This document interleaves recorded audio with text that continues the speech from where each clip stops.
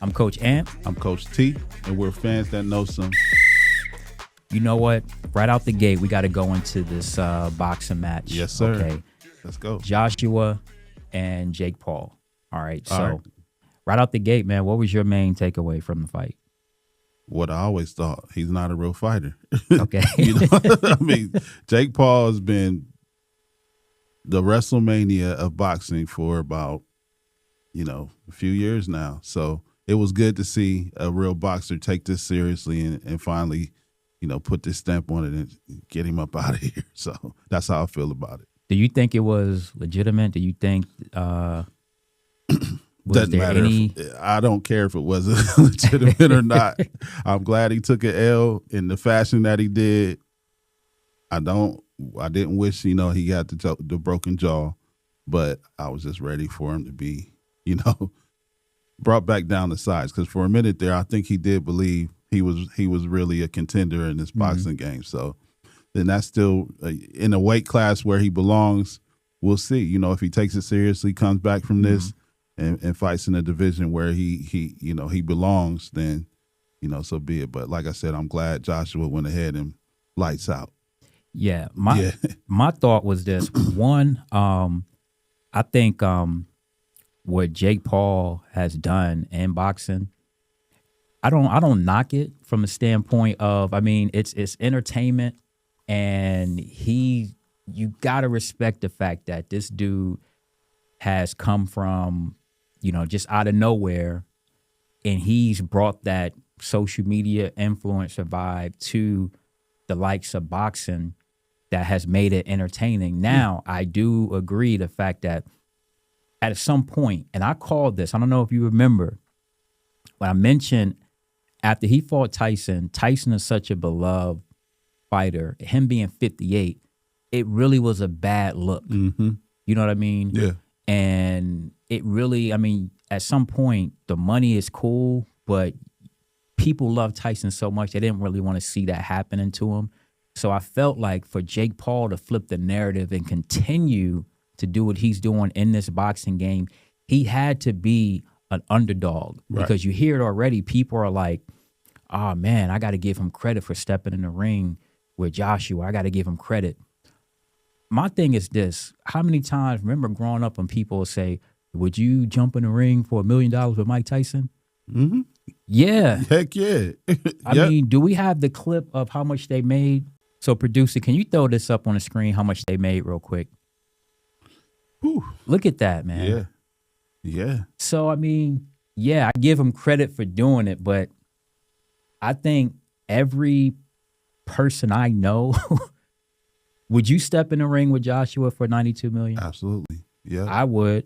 Yeah. Producer, would you step in the ring for $92 million with Joshua? Absolutely. I would. There you go. There you have it. Come on, man. So at the end of the day, it's like, I give him credit, but that's a lot of money. And he ran around the ring, then got knocked out. A lot of people would do that. But again, when I think about that, I just think that he's brought a lot of entertainment to boxing. I don't hate what he's doing. I do hate when he fights guys that he has the true advantage over, like him fighting Gervonta Davis. That would have been like, come on, man. Yeah. Right. So but you got to blame. What about the narrative? You got to blame Mayweather for this. You got to blame Mayweather for the entertainment aspect of boxing, because he went on to do the exhibition matches and things like that. Well, no, this is different. Yeah. And the reason I say it's different is this, and again, you can't, fighters, actually the boxing community should take notice. Okay. Because if you have a YouTuber, an influencer who has been able to generate and garner the respect for companies to even invest and pay for this, he's doing something right. And you guys being true fighters, you're missing the mark somewhere. Gotcha. And it's the fact that we got a lot of fights that people want to see, the intrigue of a real fight that for years they didn't give us, right? Mm-hmm. So he's given us a storyline. Mm-hmm. He's given us a storyline, and he's given us that same mentality of content creating and bringing it into the ring. Gotcha. So people are intrigued about I want to know if he fight Joshua, what'll happen? I want to know if he fights Tyson, what'll happen? He's doing like great business. I think at some point though, it can bite you in the ass if you continue to like, you know, just do like the fights against like the smaller guy, gotcha, stuff like that. But Joshua Tyson Fury, what do you think about that fight? I mean, Joshua hasn't been relevant in his last couple of fights. Fighting a fighter of that magnitude will get him right back in that discussion. But I don't think he can beat a Fury. I don't see that happening. Even with the layoff, I think Fury, it might be a little bit too much for him coming right out now. If he wants to come back and fight, you know, somebody else, you know, like the Bronze Bomber, maybe. Prior to that, I think that'd be an interesting fight. But to go right for, you know, the top guy out of an exhibition match, no. That'd be a good fight. Yeah. Because both of Wilder and Joshua, again, they both had some ups and downs. Exactly. Knockout power on both sides. You know, it's a good, I think it's a good matchup. Yep.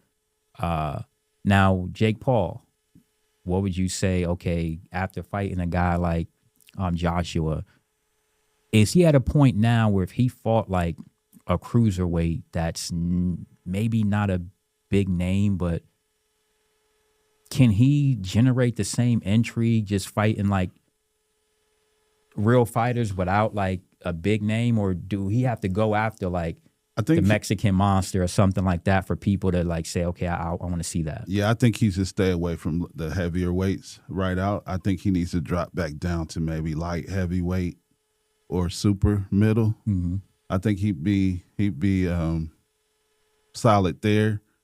But to go, you know, from heavyweight to cruiserweight, I mean, there's some, you know, cruiserweights out there that's woo.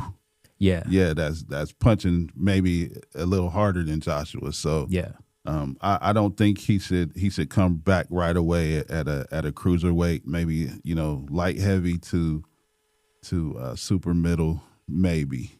I think he has the formula, so obviously it's working. He makes business sense. Yeah, and people are coming out to see him fight. So I don't see why they wouldn't come and see him again.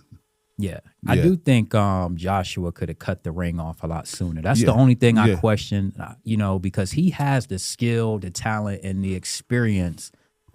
You know, I know Jake Paul was running, but when you've trained in boxing, that was a big ring. Yeah. But you've been in boxing for so long, there's a lot of footwork, technique where you learn how to cut the ring off. Yep. So, and the disparity between their skill level and doing that, I felt what he did in the later rounds, I think he could have really did that early on. Yeah, I think he was giving people their money's worth. All you Netflix people out there that tuned in, he may not have wanted it to end so early, simmer a couple rounds, but he could have definitely, you know, Jake Paul to him as a novice, you know, you figure how long he's been boxing versus a Jake Paul. You know, I know Jake Paul has some former boxers in his corner and may have learned some tricks, you know, from those former fighters, but yeah, that could have ended way earlier. I did see that some of the punches while he was trying to find his range earlier were aimed mostly at the body when the head was wide open also. Gotcha. Yeah. That's true. Yeah. I mean, Jake, he's gotten better though. You gotta give it to him. He puts in the work. He's definitely gotten better. Right. I think he has a name where if he wants to flip this narrative and get like respect, true respect from the boxing community, and at the end of the day, I know Jake Paul he don't care what people think. Right. I mean, that payday, it doesn't matter. But because it doesn't matter and you're making a lot of money, if your true goal is to say, okay, I want to do this, because he doesn't have to do it. If you want to do it to really say, okay, I want to see what I can do and become a champion, his name is big enough where if he fought like a legitimate, like almost like tune-up fights with real fighters and then go after like a true champion, win, lose, or draw, I think that's when he would get even more respect and have a shot. So, you know, we're going to flip to Terrence Crawford retiring, man. Is it too soon? Man, you know, I like to say no, but there's part of me that wanted to see more.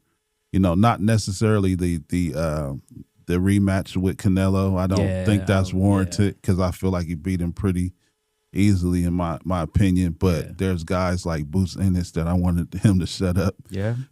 I wanted to test himself and see if Benavidez would try and avenge his brother's knockout. We talked about that one. Huge but you have to give your hat to him because he's taking a page out of Mayweather's book. He's got all his wits about him. Mm-hmm. He didn't take too much punishment while he fought. Yep. So, is it too early? We'll never know. Was it too early when Barry Sanders left the NFL? You know what I mean? I think so. We could say that, but to him, he might have felt like he accomplished everything that he could, at the time. So we'll always want those, guys that showed us the grit, the skill.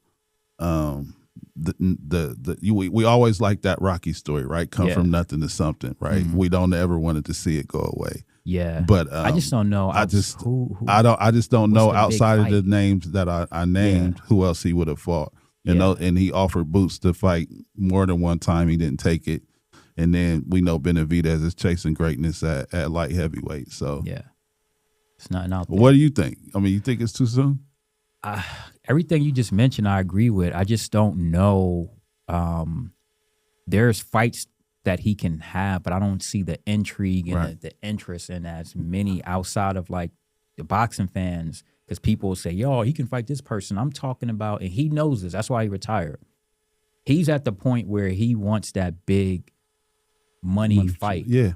And the guys that he will fight, there's guys that there's a intrigue from the boxing fans, true boxing community, but all the big money fights are out of his weight class. Got you. You know what I mean? Yeah. So it's kind of like I understand why. And maybe something to pop up where, opportunity, comes about. But, we'll see. I mean, he's at the age where people were saying like, Mayweather and Pacquiao was washed. Right. You know what I mean? So he's not, I don't think he's washed by no stretch of the imagination. But at this point in his career, it has to be like a big fight for him to be like excited about, and I don't see it out there. So I still see some fights, man. Like I said, those were just the two that I wanted to bring up, but not to take too much time on it. You still had the Charlo. I want to see one, the Charlo now brother. That, but again, that's another that I forgot about that. So I would like to see that fight. There's still fights out there. Yeah, but to say it's the big kind of draw that he wants, that's another question. Right. Now the mega fight is coming up. Okay, you knock the glove down. It's right on. It's on point. He's down for the count. So we have our next fight, right? Teofimo Lopez. Yeah. Shakur Stevenson. Yeah. Give me your take on this fight, man. This is a good one. It's a good one. This is a good one. And again, kudos to these guys for putting a fight together that fight fans want to see. I'm excited about this fight.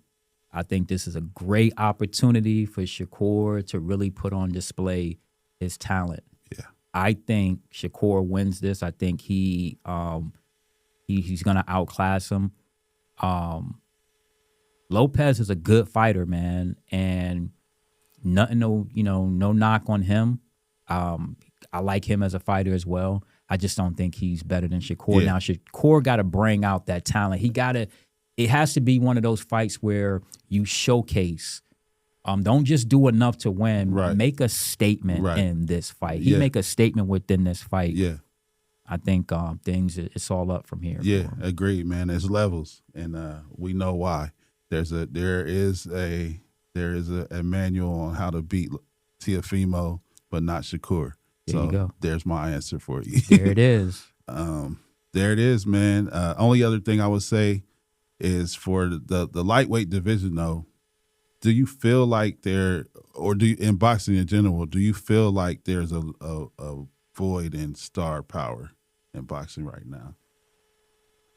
Yeah, I think yes. And the reason I say that is because it's twofold, right? Nowadays, it's so many belts, so many champions where it's hard to really distinguish, okay, for the average fan, who's really a champion. I mean, if you go on social media, it's like a bunch of no-name people that have belts.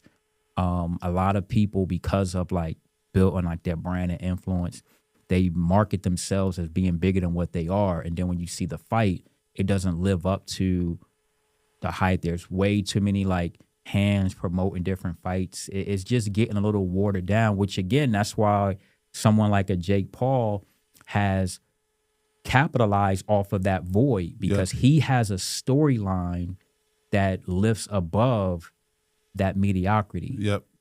You know what I mean? And he has the name that lifts above that mediocrity. You got fighters now that, you know, we have so much accessibility to them. You have to capitalize by you being in our face 24/7 with something that gets us excited about you. So I think that's why we have, you know, that issue. But a fight like this, they market it well. You put on a good performance. There's a rocky moment in it. Then you set the stage. I like it. And maybe now that Terrence made that statement about the alphabet belts and the Ring Magazine belt being the #1, we can get rid of that. And all that will be settled. So, hey, man, that was a good take on the boxing. There it is. There it is.